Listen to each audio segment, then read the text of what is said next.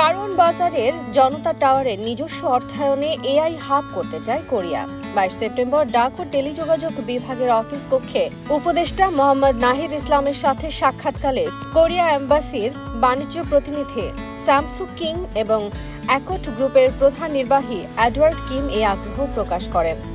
স্যামসু Kim বলেন, বাংলাদেশে online national tax system, customs clearing system, national and information system, tax সিস্টেমে বাংলাদেশের সাথে কোরিয়া যৌথভাবে কাজ করতে আগ্রহী।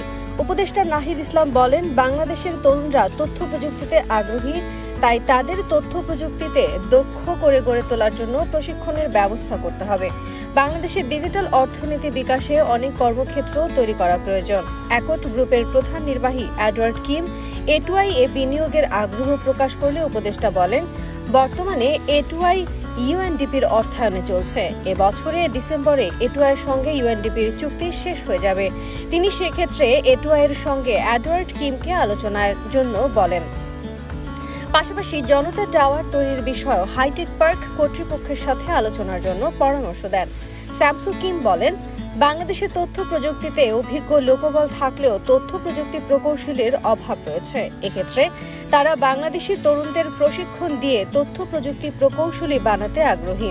এর বাইরে তিনি ন্যাশনাল ইনফরমেশন প্রজেক্টের বিষয়েও উপদেষ্টাকে অবহিত করেন। জবাবে উপদেষ্টা বলেন, ন্যাশনাল ইনফরমেশন প্রজেক্ট একটি গুরুত্বপূর্ণ পদক্ষেপ হবে আমাদের সবার জন্য, যেহেতু এটি একটি জাতীয় নীতির বিষয়। তাই সরকার থেকে এই নীতি আমরা গ্রহণ করব কিনা সেটি স্টেক হোল্ডারদের সাথে আলোচনার পর সিদ্ধান্ত নেওয়া হবে।